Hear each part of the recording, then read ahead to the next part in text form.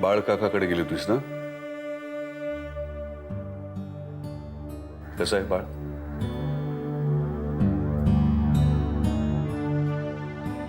काय झालं? प्रिया, मी तुला काहीतरी विचारतोय. ठीक आहे.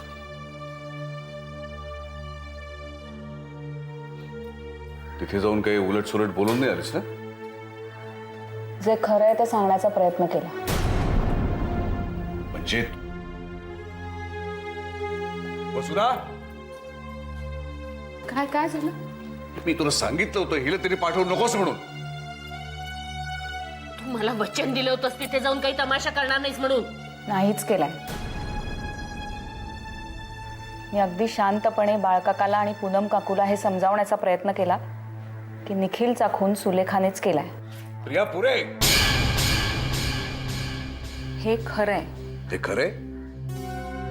हे खरं असेल तर मला सांग. सुलेखाने स्वतःचा जीव घ्यायचा प्रयत्न केला असता? त्याचं उत्तर सोपं आहे बाबा. ती नाटक करत होती. प्रिया, आता मात्र हद्द झाली. हा, मी खरं तेच सांगते. प्रिया, प्रिया, मी तुला सांगतोय, हे खूल तुझ्या डोक्यातून लवकरात लवकर काढून टाक. आणि कोणावरती असे आरोप करता तुला काही वाटत नाही? तिला तसं करताना काही वाटलं नाही. थंडपणे जीव घेतला तिने. निखिलचा, मनीषाचा. वसुधा, तू हिला इथून घेऊन जा. तुम्ही जरा शांत व्हा. तुम्ही जरा गप्प बस ना तू आता. तुम्ही कितीही माझं तोंड बंद करण्याचा प्रयत्न केला तरी मी हेच बोलत राहणार आहे. माझा जीव जाईपर्यंत किंवा तिनं माझा जीव घेईपर्यंत.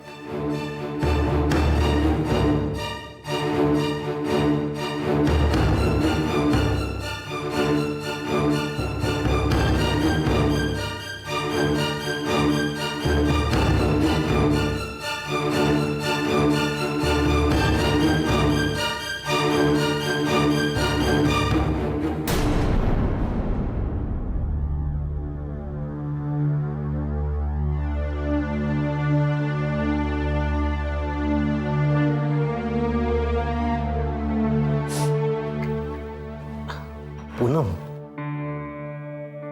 या टेलिस्कोपची काही गंमत कळतच नाही बाबा मला.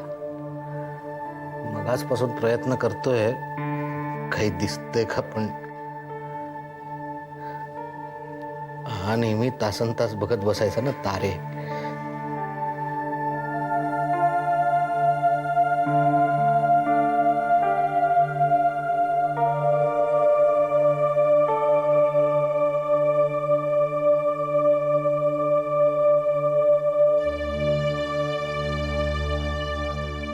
माणूस गेल्यावर त्याचा तारा होतो ना.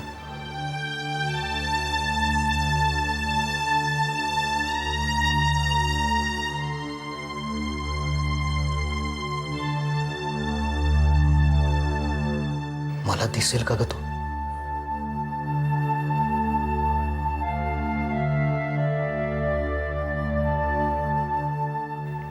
त्या सगळ्यांनी खूप आनंदाने सामावून घेतलं असेल म्हणा त्याला. किती प्रेम होतं त्याचं ताऱ्यांवर. तासन तास त्याला न्याहाळत खूप रमायचा तो.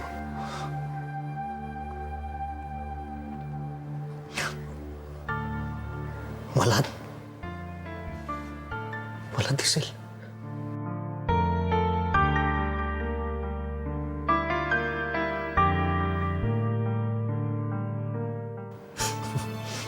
पर ते नाही.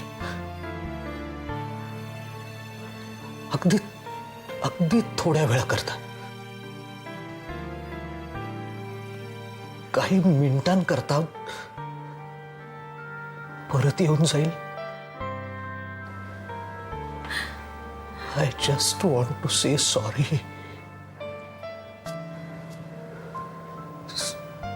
Sorry for being such a bad father.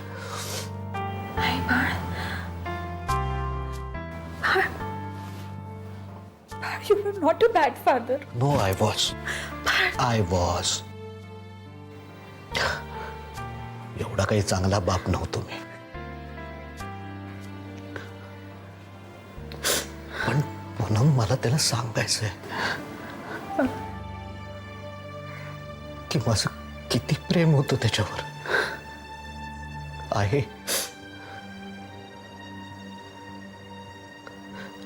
एकदा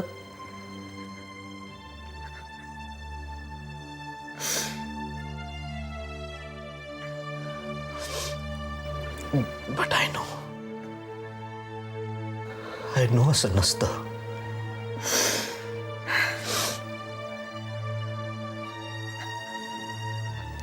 पुन्हा आपलं ठरलं होतं.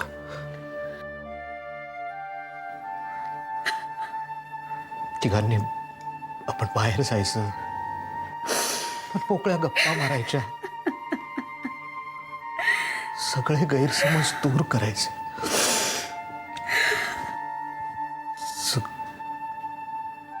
सगळं राहिलंच का पूनम असं का झालं? पूनम, मी काय सांगू बाळ, माझ्याकडे सुद्धा फक्त प्रश्न आहेत रे. मग कुणाकडे आहे उत्तर? कदाचित देवाकडे सुद्धा नाही उत्तर.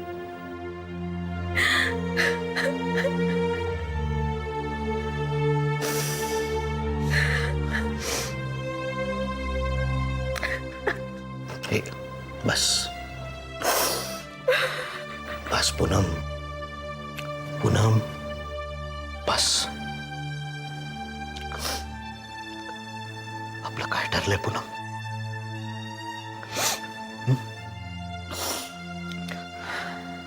रडायचं?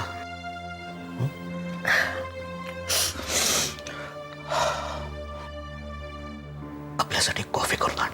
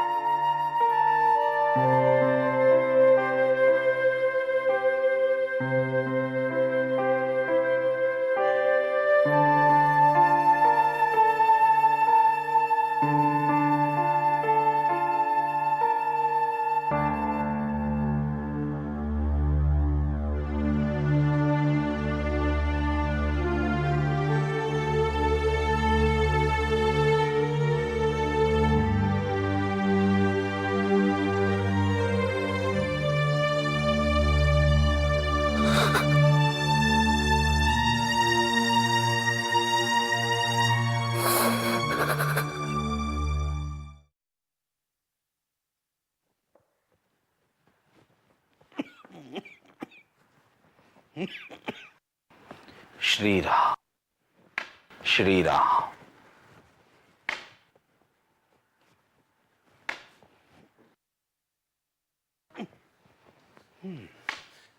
हे काय मालक, मला हाक मारायची ना. अरे इथे खोलीतच जातोय. म्हणून काय झालं? हळू. बरं का विष्णू, तू आता वसईला जा.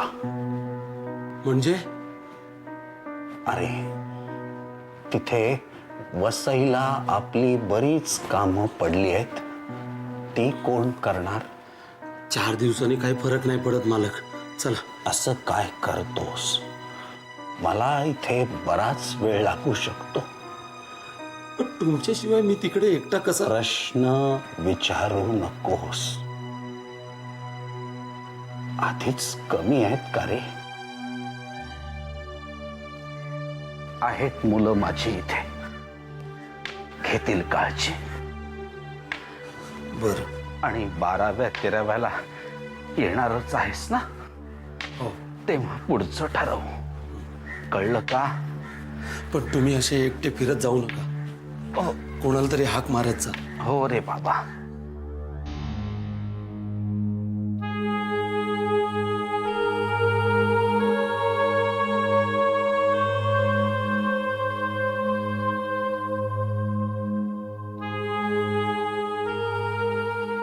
प्रिया, चल थोडंसं जेवून घे. नकोय मला. अगं असं काय करतेस? काल रात्रीपासून तू काहीच खाल्लं नाहीयेस. चल 2 घास खाऊन घे. शुभ्रा, तू जा इथून. उगाच मला समजवण्याचा आणि माझं मन वळवण्याचा प्रयत्न करू नकोस. मला चिडायचं नाहीये तुझ्यावर. नाही पण तू चिड माझ्यावर. तुझा जो काही राग आहे ना तो तू माझ्यावर काढ. मग बघ तुला बरं वाटेल. असं काहीही होणार नाहीये. माझा राग तुम्हा सगळ्यांवर आहे, अख्ख्या जगावर आहे. तुम्ही सगळ्यांनी मिळून निखिलचा जीव घेतलाय. प्रिया, मग का विश्वास ठेवत नाही आहात माझ्यावर? मी ते आतडी पिळवटून सांगते की सुलेखानेच निखिलला मारले, तरी तुम्ही मलाच का मूर्खात काढताय? शुभ्रा, तू तरी विश्वास ठेव माझ्यावर. आपल्या निखिलचा खून झालाय आणि तो कोणी केला हे मला माहिती आहे ठामपणे, आणि ते माहिती असून मी काही करू शकत नाहीये.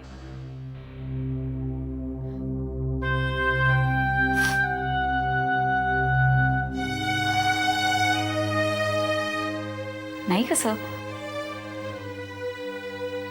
एक गोष्ट मी करू शकते. मी ना सुलेखालाच मारून टाकते. प्रिया, जसं तिने निखिलला मारून टाकलं. शर्मिला का? हो, तिलाही मार. अगं तुम्ही आता आणि मग लटक फासावर. बोल ना, हे पुढचं पण बोल. ऐकतोय मी, ऐकतोय तुझी सगळी मुक्ताफळं. ही मुक्ताफळं नाहीयेत, सत्य आहे. सत्य हे आहे की तू सुलेखाच्या आईला भेटून आल्यापासून तुझं डोकं ताळ्यावर नाहीये, म्हणून रे असं मूर्खासारखं बडबडतेस काहीतरी. तुला एकच सांगतो,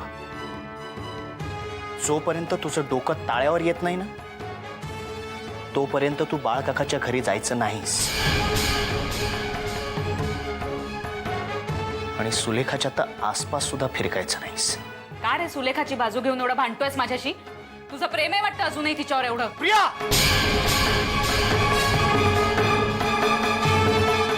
मूर्खासारखी बडबड बंद कर.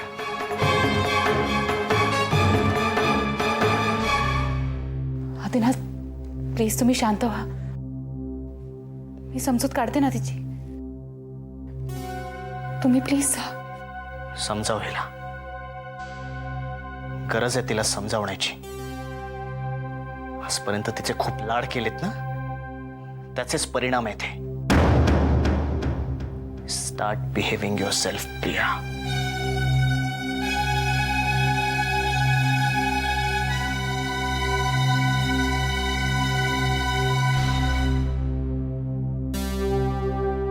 प्रिया, शुभ्रा, जा इथून. मी काय सांगते ते ऐकू. Shubhra, leave me alone. तुला गेट आउट म्हणण्याची वेळ माझ्यावर येऊ देऊ नकोस. प्लीज जा. मला भूक लागली ना की मी जेवून घेईन. मला काय हवं काय नको ते माझं मला कळतं. मला जगायचंय ना, खाईन मी. यू डोंट वरी.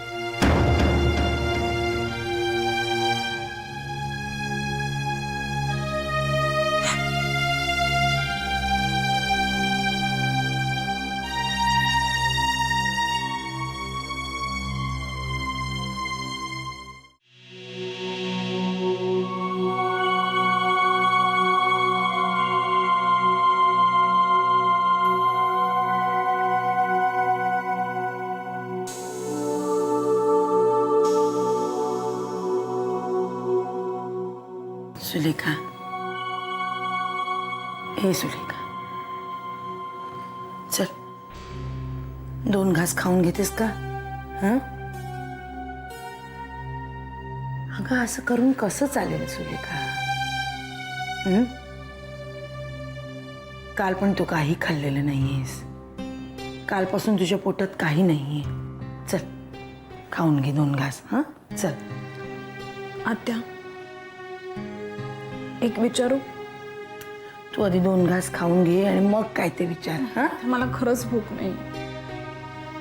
सुलेखा, जाणारा गेला, राहिलेल्या ना जगराटीतून सुटका नाही. चल चल तू ऐक 2 घास खा आणि मग माझ्याशी काय ते बोल. कुसुम आत्या,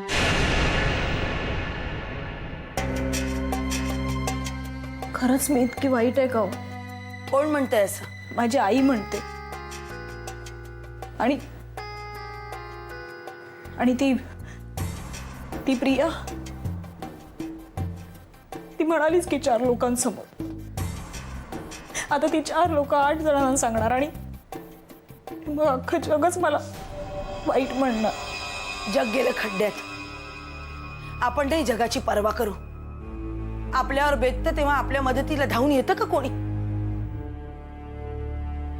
आणि तुझ्या आईचं म्हणशील ना, तर आपल्याला सगळ्यांनाच माहितीये की तिच्या डोक्यावरती परिणाम झालेला आहे.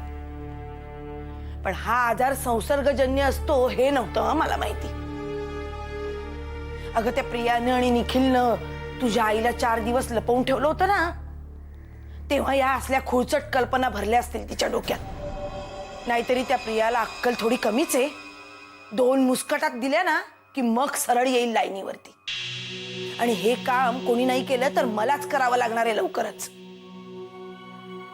आणि कोणी काहीही म्हणू सुलेखा, माझा तुझ्यावरती विश्वास आहे. विषय संपला. त्या तुमचा एवढा का विश्वास आहे माझ्यावर? मी तर तुमच्या रक्ताच्या नात्याची नाही हो. जे आहेत त्यांनी काय मोठं केलंय माझ्यासाठी? अगदी जन्म देणाऱ्या बापापासून पाडा वाचून दाखवावा लागेल मला. आणि मी काही मूर्ख नाहीये. इतकी वर्ष देवाची भक्ती केली. कोण खरं कोण खोटं हे ओळखण्याची शक्ती दिली मला देवानी.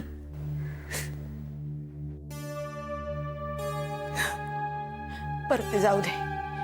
तू खाऊन घे बरं काहीतरी. नाही आत्या, मला खरंच नको आहे. नाहीतरी मला आता निघायचंय. आता कुठे निघालीस? पोलीस स्टेशन मधून फोन आला होता.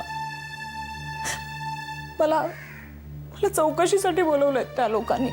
मी येऊ का सोबत? कशाला? मी जाऊन येईन एकटी. तुम्ही थांबा इथे घरातच. दिला तुमची गरज आहे हो. मी सुद्धा खूप खचलीये ग सुलेखा.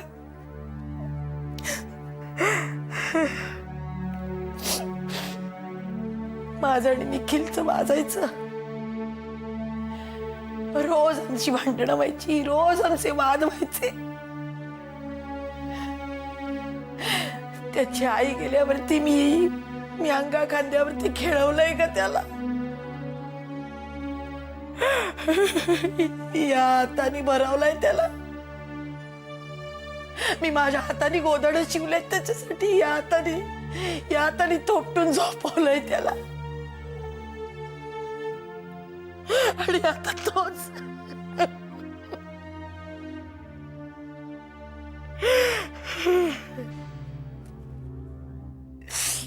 चला,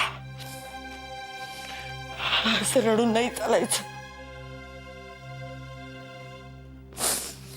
कुणाला तरी अंग झटकून उभं राहायलाच हवं.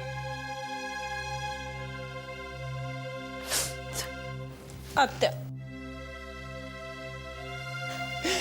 आता तुम्ही खरंच ग्रेट आहात. कोण मी? अगं कुणाला सांगू नकोस, हसतील लोक. कुणाला काही वाटतो आत्या, पण माझ्यासाठी तुम्ही ग्रेटच आहात. सुलेखा,